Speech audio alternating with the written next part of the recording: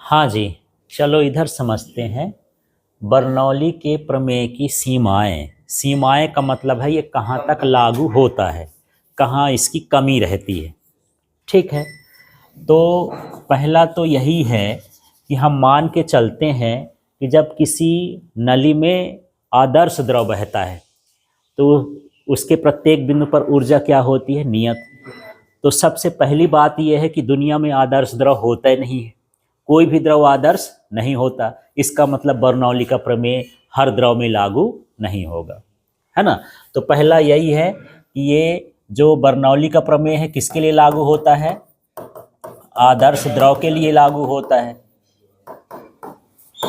ठीक है, प्रत्येक द्रव पर लागू नहीं होता है। तो एक कमी ये हो गई इसकी।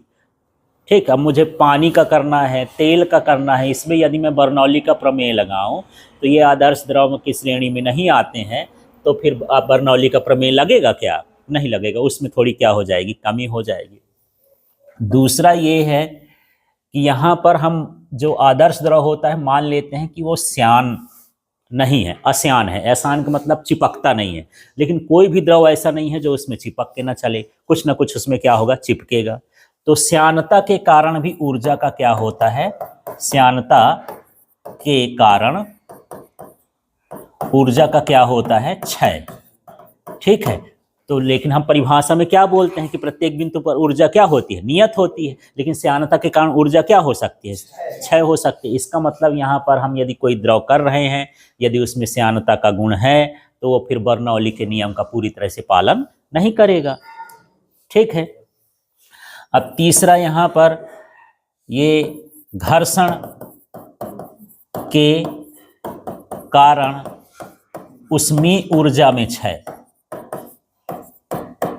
ठीक, जब यहां से मान लो इस सतह से द्रव टकरा के जाता होगा किनारे किनारे वाला, तो कौन सी सतह, ठोस पाइप तो ठोस बनेगा ना, है ना, और नीचे क्या रहेगा, द्रव।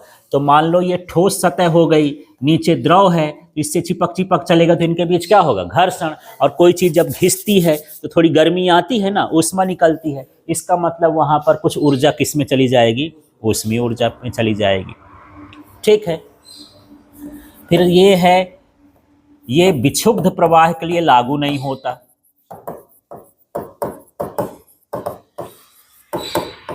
है ना। जब वहां पर हम पढ़ रहे थे कि किसी नली में कोई आदर्श द्रव धारा रेखी प्रवाहित होता हो, क्या लिखे थे, धारा रेखी प्रवाहित होता हो, तो प्रत्येक बिंदु पर ऊर्जा क्या होती है, नियत।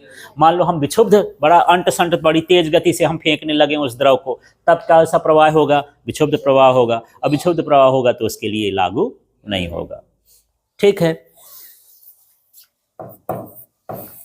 इसमें पांचवा देख लेते हैं। यहाँ श्यानता हो गया, आदर्श द्रव हो गया, घर्षण के कारण हो गया, विक्षुब्ध प्रवाह के कारण हो गया। ठीक, एक और है यार कोई, श्यानता, आदर्श द्रव, घर्षण, विक्षुब्ध प्रवाह।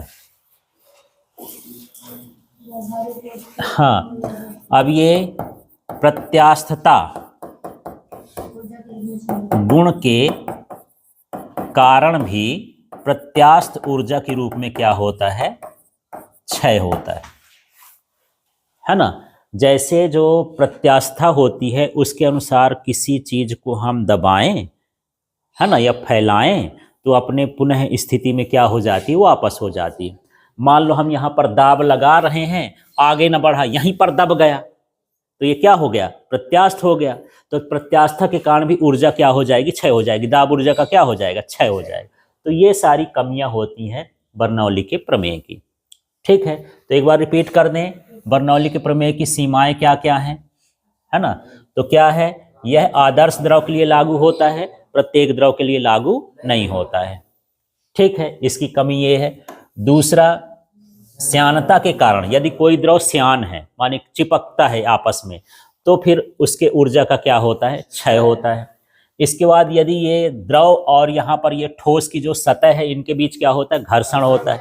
घर्षण के कारण जो ऊर्जा है वो किस रूप में क्षय हो जाती है, ऊष्मा ऊर्जा के रूप में।